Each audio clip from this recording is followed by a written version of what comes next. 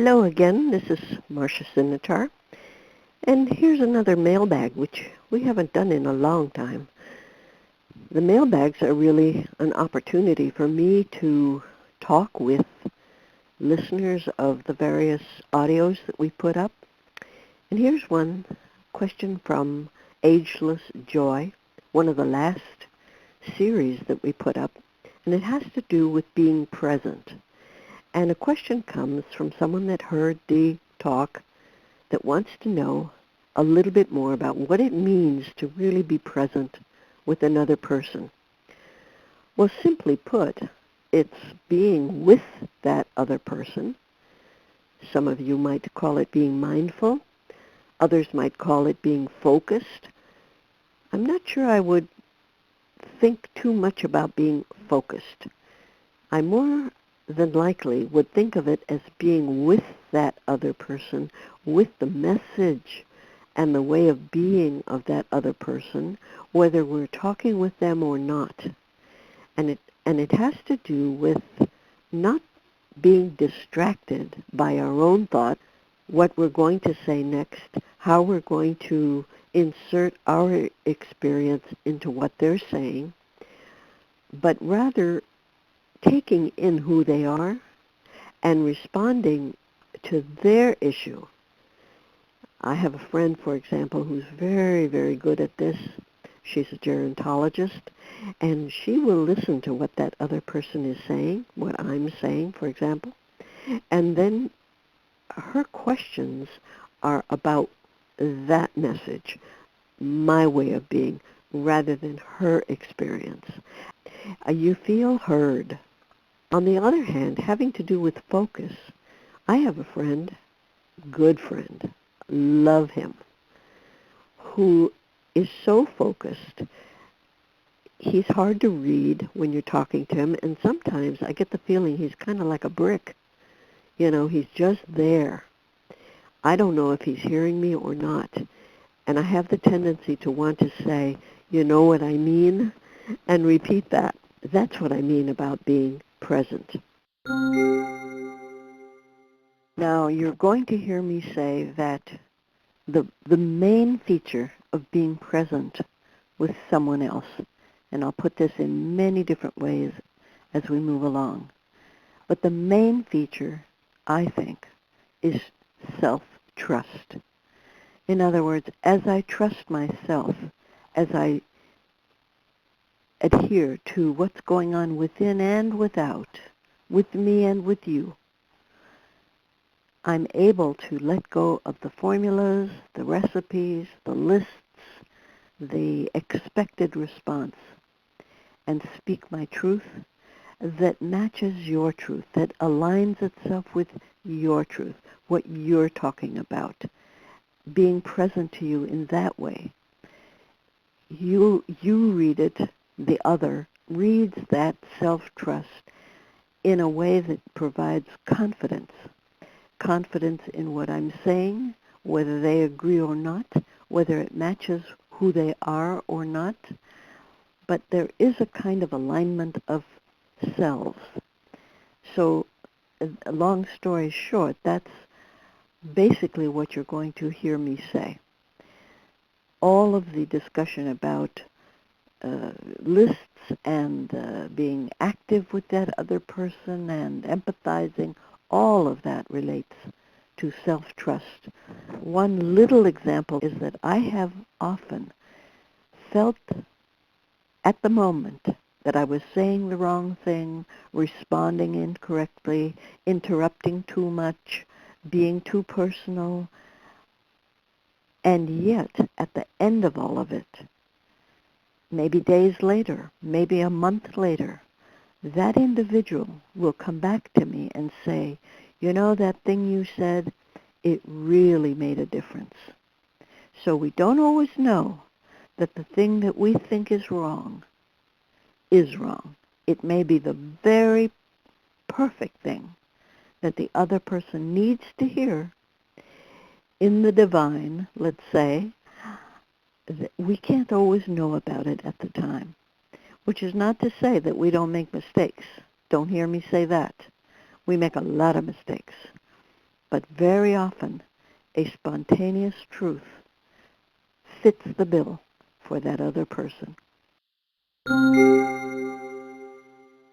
Now, first of all, with respect to asking questions that I mentioned a minute ago, we're not interrogating the person, and we're not coming from a place of, shall we say, there's a formula, we're following a formula, we're asking questions from the mindset, prepared, pre-digested, a kind of recipe. We're not doing that.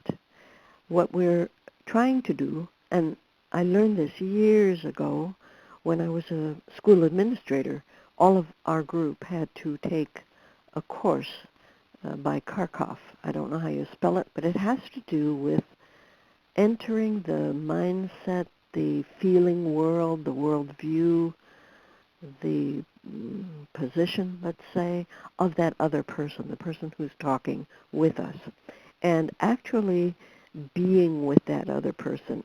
I think this is easier for those of us who are contemplatively inclined to understand. We're quiet.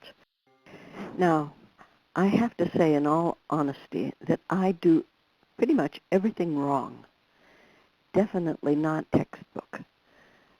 I only think that the reason that it works, the reason that people come back and want to have discussion, conversation in my dialogue sessions, and I've talked about these dialogue sessions online before, certainly in my various books.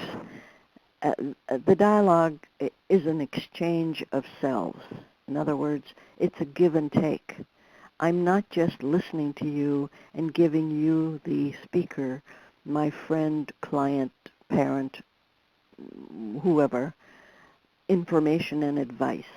I'm also sharing personal experience related to your message, your concerns, the pattern of what I think might work, but not rushing in with advice too soon. Now, before I go ahead, let me just say at this point, at the risk of getting into some muddy waters, this business about giving advice is usually a friction between married couples, or parent and child, for example, where one person is saying their bit and the other person jumps in really quickly, impatient to solve the problem, and says, have you tried thus and such? Or how about this? Or why don't you that? And it's so frustrating to the person that is really wanting just to vent and unload this emotional baggage that they're carrying around, worry or frustration. So on the other hand, if you're a therapist or a executive and your job is to solve problems, and let's say you have a client and they're paying you good hard money, you are wanting, you being the person who's unloading, does want some kind of solution. So I think we have to use our mature judgment, compassion, empathy, and tread lightly, especially if you're married or if you're in a couple or if you're a parent. Let the other person say their piece, and you might want to add at the very end, when you think they're done, you might want to ask, what do you need? What can I do to help? Something like that, as opposed to, why don't you try thus and such and such? Okay, so here's where I add my normal commercial. If you notice a pattern where you are typically giving premature advice, or you're put in a position where you know somewhere down deep that you're sounding patronizing, or that you're parental in your response, or that you are being put in an untenable position again and again, having to answer questions that you really have no answer to, or that you're always put in the position of listening and having to give advice where no advice is needed. You have to tread very carefully, and here's where that commercial to get qualified coaching, counseling, relational help, and it helps so much in our relationships, even at work. If there's a pattern in one location of life, very often there's a pattern in another location, meaning the workplace. So it's worth doing. You know, all of this is, it takes years of practice, experience, and a sensitivity for it. I also have to say that I think that a contemplative disposition where one is always listening inwardly. Children do this, healthy children, wholesome, life-oriented children who have not been thwarted by authority figures. They do this automatically. They listen and react, listen and are internally driven to respond very honestly, which is why we say children and animals are spontaneously themselves. So I will interrupt, and I will talk about my own experience, but mostly in reference, hopefully, mostly in reference to what the other person is all about, so that we are on the same wavelength, so that I am responding present-centered to that other person. Now, before I sum up, let me back up a little bit. I said before that we are sometimes put in an untenable position of listening and having to give advice where no advice is needed. That's not quite accurate. Sometimes advice is needed, but it's not wanted, okay? And sometimes advice is needed, and it's not appropriate for us to give it. That individual who's always unloading, shall we say, on us and looking for quick advice, doesn't really want it, or needs to hear something a little bit more corrective that we're not really qualified to give or should give. I once had a therapist talk to me about something that was happening routinely with a relative. And he said, you know, sometimes it's helpful to ask that other person, what would you do? What's your best thinking on that?